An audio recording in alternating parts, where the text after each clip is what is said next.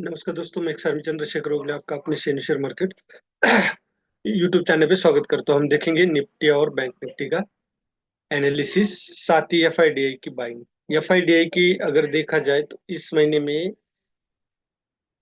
FI की continuously selling चल रही है, मतलब आउटगोइंग बोल सकते हैं। यहाँ पे आप देख सकते हो 16 दिसंबर से लेके 24 दिसंबर तक ये पूरा का पूरा सेलिंग ही हुआ है।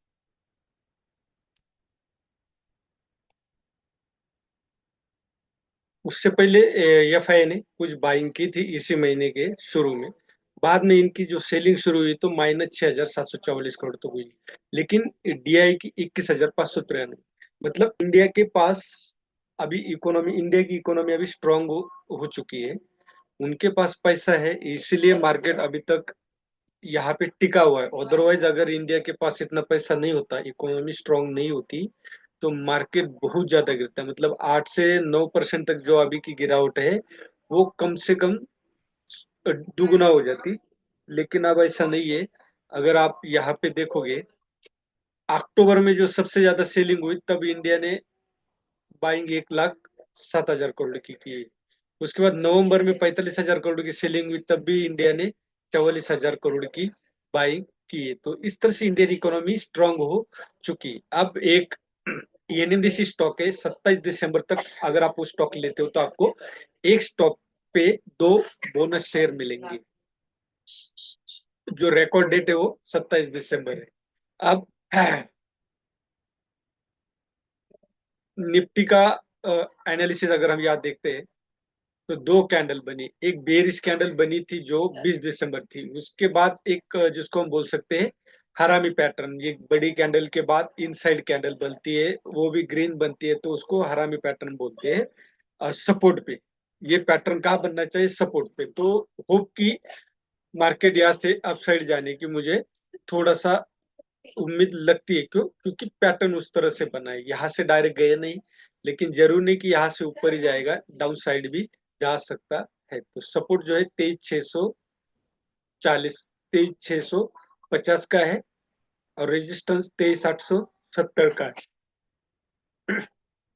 और ये कैंडल बनने के बाद इनसाइड जो ग्रीन कैंडल अभी आपको नजर आती है डोजी, ये बनने के बाद फिर एक डोजी कैंडल बनी है जिसको हम बोल सकते हैं हैमर भी बोल सकते हैं इस कैंडल को। वो इन्वर्टेड हैमर है। तो ये जो 23,870 या 23,900 ब्रेक होना बेहद जरूरी है।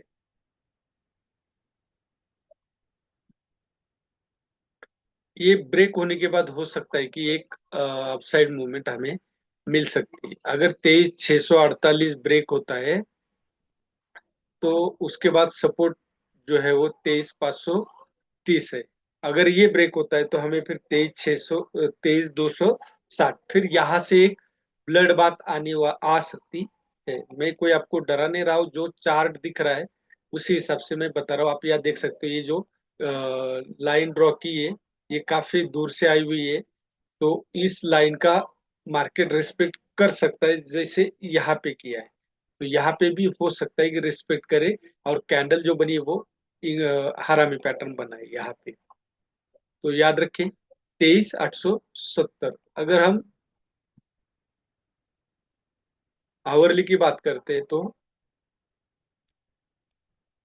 यहाँ से सपोर्ट लेने के बाद आप देख सकते हो बार बार यहाँ से रिजेक्ट हो रहा है 23,870 से। अभी दो बार हुआ है तो तीसरी बार भी यहाँ से एक बार रिजेक्ट होने के चांसेस है। तो 23,870 के पास अगर मार्केट ओपन होता है, यहाँ भी कुछ इस तरह से आवरली में या 5-10 मिनट में आपको shooting star, inverted hammer, angle, जो भी हैंगिंग मैन, इस तरह से कोई पैटर्न मिलता है तो आप यहाँ पे भी दोबारा सेल साइड जा सकते हो। लेकिन याद रखिए कि यहाँ अभी हायर लो लगने लगा है। भले ही लोअर हाई कोई ब्रेक नहीं हुआ, लेकिन हायर लोज यहाँ पे लगे।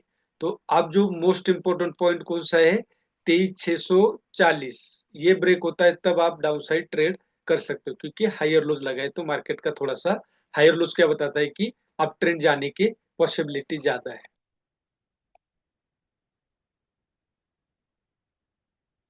5 मिनट में भी आप यहाँ देख सकते हो कि मार्केट यहाँ पे आने के बाद कल यहाँ अगर सेल करते तो हमें एक अच्छा खासा मूवमेंट यहाँ कैच हो पाता। लेकिन ये जो बीच बीच में जो कैंडल्स बनी थी, ये हमें वहां तक, यहाँ तक होल्ड नहीं करनी देती, लेकिन फिर भी हमें यहाँ पे जो पॉइंट जो कैच करना जरूरी था, वो हमें यहाँ पे मूवमेंट मिलती। क्योंकि अगर आप ऑप्शन में ज्यादा देर तक होल्ड करके रखते हो और मार्केट धीरे धीरे स्लोली अगर नीचे आता है, तो इसमें प्रीमियम डिके होने के बाद मार्केट भले नीचे आता है, लेकिन हमारा पुट भी माइनस हो जाता, डिक्रीज होता। तो ये था, तो इसलिए हमेशा लेपर्ड की तरह हमें मूवमेंट कैच करना आना चाहिए। अब बैंक निफ्टी में भी देखोगे तो यहाँ पे पैटर्न सेम बना है, सपोर्ट पे हरामी पैटर्न। अब 51 430 ब्रेक होना बेहद जरूरी है। उसके बाद का टारगेट जो होगा 51 700 होगा, लेकिन 51 430 ब्रेक होना बेहद ही जरूरी है। और नीचे अगर 51 61 या 51 150 ब्रेक करता है, तो आप डाउन साइड के लिए 50 600 के लिए जा सकते हो।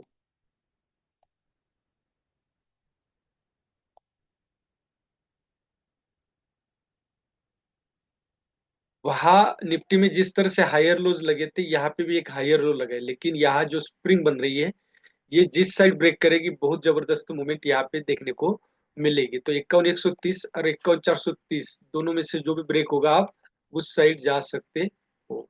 यहाँ पे एक ट्रेंड लाइन आपकी यहाँ पे ये भी बनती है।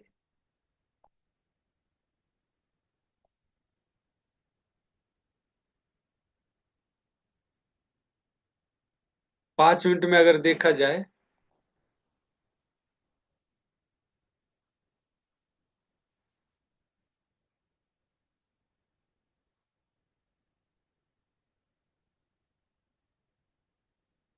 मार्केट ओपन होती यहाँ पे बैंक निफ्टी ने निगेटिव मूवमेंट दिया था, लेकिन यहाँ पे जो सपोर्ट लिया था पिछली बार, तो इस बार भी यहाँ से एक बाउंस जरूर मारता अगर आप यहाँ पे एंट्री करते इस कैंडल, ग्रीन कैंडल के ऊपर, और यहाँ पे स्टॉप लॉस छोटा होता। बाकी एक ट्रेड यहाँ पे भी बनता था, क्यों? क्योंकि ये पूरा सेलर्स का जोन था, तो आप यहाँ पे भी एक सेल एंट्री कर सकते थे। तो ये था निफ्टी और बैंक निफ्टी का एनालिसिस। एनएमडीसी के बारे में भी आपने मैंने बता दिया। टाटा मोटर का एक स्टॉक है, जो टाटा मोटर जो है वो काफी नीचे आया है, तो उस पर भी ध्यान रखना है, वो भी बाइंग के लिए अभी बन रहा है। अब सेकंड देखा जाए तो स्मॉल कैप मिड कैप ने तो पॉजिटिव क्लोजिंग दी, लेकिन सबसे बढ़िया अगर रहा तो ऑटो, एफएमसीजी और ऑयल एंड नेचुरल गैस, इन तीन सेक्टर ने कल अच्छी पॉजिटिव क्लोजिंग दी।